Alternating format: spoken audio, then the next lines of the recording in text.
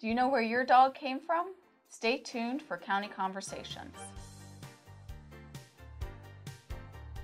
Welcome to County Conversations. I'm your host, Deborah Taylor, and today I have with me Melissa Miller-Piselli, President for the Humane Society of Shenandoah County, and she's here to talk about puppy mills. Hey, Melissa. Hello, Deborah. Thank you for having me. Oh, thanks so much for coming in to talk to me today. So I think this is a pretty important subject that we need to really make our viewers aware of. So you're here to talk about puppy mills, and I know everybody's probably heard the term, but just give me a description of what those really are. Okay, so I don't think there's really a standard definition, but I think everybody across animal welfare agrees that it is a large-scale breeding facility where there are substandard conditions for the animals. Okay. They're usually kept in rabbit hutches or rows and rows of cages or kennels. They don't get a lot of vet care, minimal food and water, and not hardly any human interaction. So they're just kept there just for churning out more and more puppies, basically. The purpose of them is just to breed and to supply puppies for people to buy. And the outlet that they're using are pet stores. Okay. And a lot of people don't realize that doggy in the window, where it comes from. Yeah. Like what's you behind assume it. that it's maybe been bred for the store or something like that. Yes, exactly. So the difference between a regular breeder, now a lot of those breeders, they're certified and things like that, and you know that they have to give a certain kind of care. So these mills, they're just out on their own? Yes, they look at their animals as commodities. Okay. Where the public now, 90% of people look at their animals as family. Right. Oh, yeah. So there's been a huge shift in the past 20 years or so where people look more and more as their pets as part of their family. They spend $58 billion a year on their pets, whether it's vet care or bedding or the little outfits they put on them. Toys, Chew toys, the food, the high-end food, everything. Yeah. So I think there's becoming more and more public awareness of where their animals are coming from. So because of that, even though people really do love their animals and they're taking them in more and things like that, but how are these puppy mills still happening and how are they kind of going unchecked? I think there's still just a lot of people who don't realize, where they're coming from. And it's not only the pet stores, but there are people who sell on the internet or Craigslist. Okay. And, they see the pictures and they think they're coming from a wonderful place. Yeah. Now, give me an idea of the kind of quality of life that some of them, you said that they aren't fed as well or watered as well, but, are they actually injured or? Well, they're usually living in their own filth. I've seen videos and situations where if they're on the wire cages, their feces will just become like their floor that they're living in. A lot of them have a lot of skin problems. If they're breeds that need to be groomed and they're not groomed, they have a lot of issues with matting.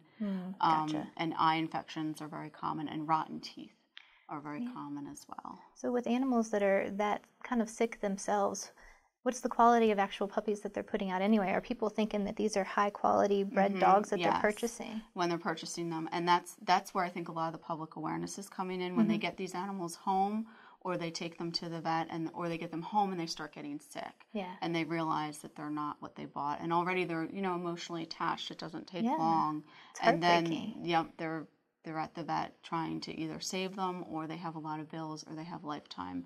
It's not only the health issues, it's the emotional issues. Right. The dogs have not ever walked on grass. They haven't been in a house. So there's a lot of, training and behavioral issues that they have to deal with as well. I'm sure it's impossible to train a dog that's been in a cell its whole life to teach it not to go to the bathroom inside and things like that. Right.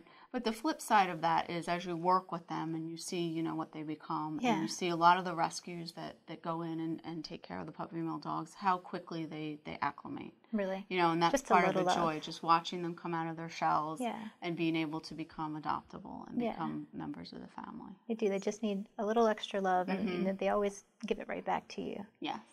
So tell me, the animals, once they're finished breeding and they're reached an age where they're no longer putting out puppies, what happens to those dogs? Do they then sell them off generally, or is... It depends. Sometimes they do try to sell them off at auctions, but if they can't be bred, they're of no use to another breeder who wants to keep breeding them. Right. A lot of times they are killed, unfortunately. Some of the better breeders may give them over to rescues that have cultivated relationships with some of the puppy mills. Okay. It just varies on the facility. How are people finally becoming more aware of this? Like we said, we're hearing more and more about it, but how is it that it's finally coming to the foreground and people are wanting to do something about it? I think from their personal experiences, or they know of someone, and it's also the internet and social media. I mean, you see it more and more, and there's also a lot of groups out there that go in and, you know, raid the puppy mills, so to say, like the Humane Society of the United States Animal Rescue Corps is a fairly new group that has been doing a lot of really good work. They helped with the puppy mill bust over in Page County as well. So what do they do to help rehab those puppies? They, the Animal Rescue Corps group, I've been following them. They have a little bit of a different model. It seems to be working really well. They're working with the local sheriff and the local shelters, where they go in, and then they have rescue placement partners. Good. So they're providing like that vital need where a lot of rescues can't like go in and do what they can do. They don't have the funding. They don't have the vet on staff. They don't have all of the logistics to coordinate it. So many at one time. Yeah, but once they get them groomed and they get them vetted and spayed and neutered, they can take them in and do a lot of the behavioral work and then be able to foster them and find the homes. And they're approved rescues as well. Good. So people know that they're getting them from a rescue that's going to do all the legwork and make sure they get put in the proper home. Fantastic.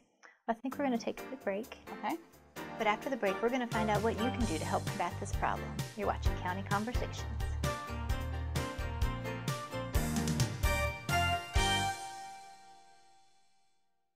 Know what? What? Since I got adopted, I've learned a lot about these humans. I know. I mean, check out these two. It's Flirt City over here. Yeah, I noticed that. It looks like my human is definitely into your human. Oh, look! I think she's getting his number. Nice. Your human's got some sweet moves. Takes after his dog. Oh, look, they're doing that thing where they put their arms around each other. She kicked up a leg. It's like in the movies. That's awesome. Looks like we're going to be hanging out a little bit more.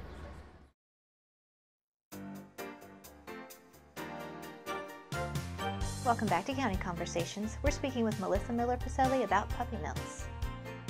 So Melissa, tell me, these puppy mills, are they actually illegal in our country?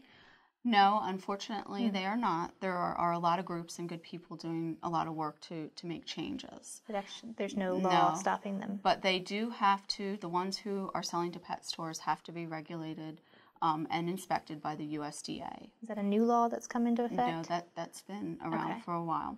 Now, in the state of Virginia, there's been a lot of work by a group called Humane Dominion, and they're a PAC, and they actually go to Richmond every year and lobby on behalf of animals for the laws. Good.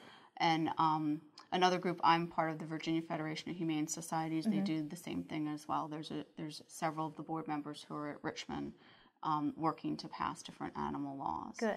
So this past year, one of the ones was to restrict pet stores as in Virginia, in the state of Virginia, as to where they could get their pets from either humane societies, shelters, or approved breeders. So I do want to stress that we're talking about puppy mills, and that is much different than a reputable breeder. Right.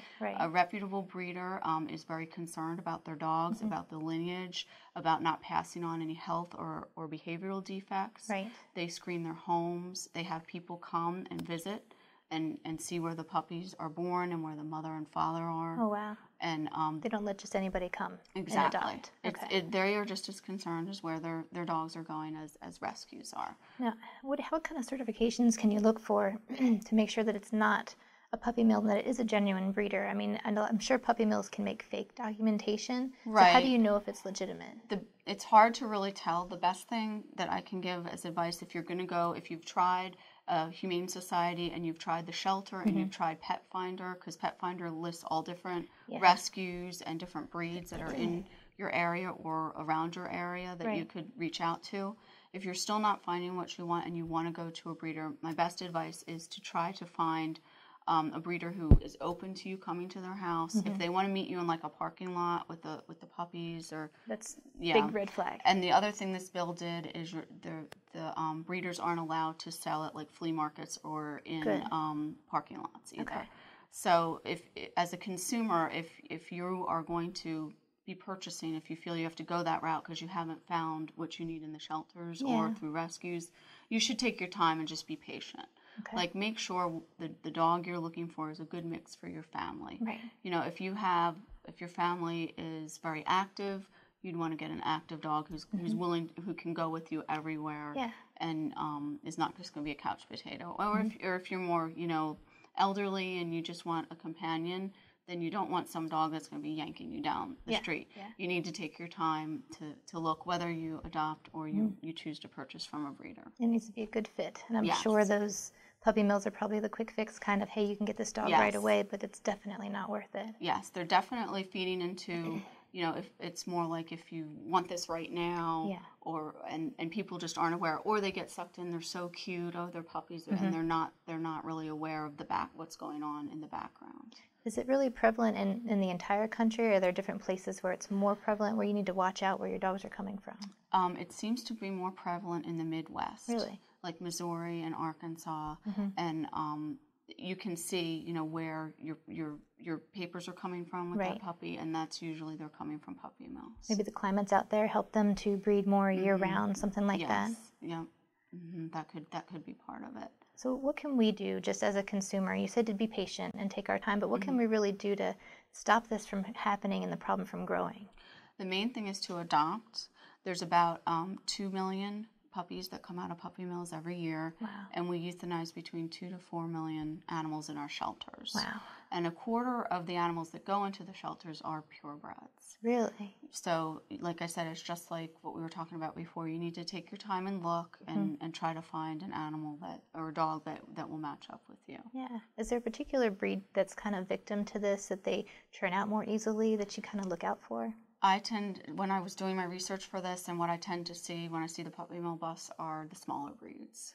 They're the ones that are in like the rabbit hutches off the ground outside, and they're, you know, multiple dogs to a hutch, or they're inside in crates, and they seem to be the ones that are very popular.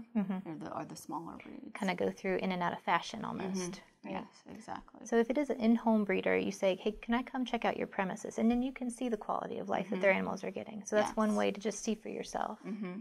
Very good. Yes, and I have some friends who are reputable breeders, and there's some people who do rescue, who do both rescue and are reputable breeders. Okay. And, I mean, this angers them just as much as it does the average person. Yeah.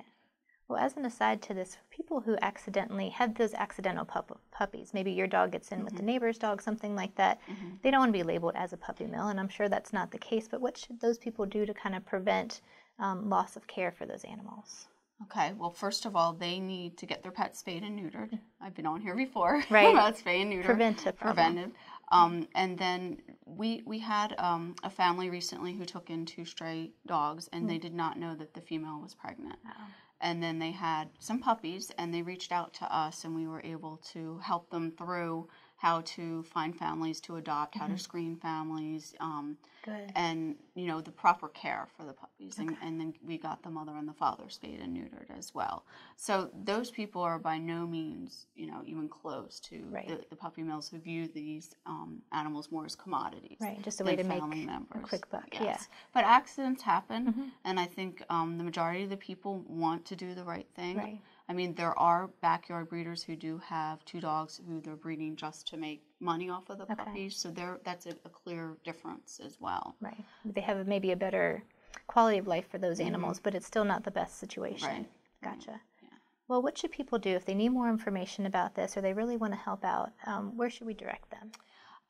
They can go online. They can go to our website, or they can call me, or since we don't directly deal with this, they can go to bestfriends.org. Okay. Animal Rescue Corps is another group. A lot of help out there. Yeah, Humane Society United States. They can just, ASPCA, they can just Google. There is so much on puppy mills. And then there's groups dedicated, like the Puppy Mill Project, just dedicated to puppy mills as well. Wonderful. Well, I appreciate all your work that you are personally doing here in our valley, and I thank you for coming in to help me raise awareness. Well, thank you. I always like coming here. Thank you so much, and for all your support. We appreciate it. You're most welcome. And thank you for watching County Conversations. I'm Deborah Taylor, and I'll see you next time.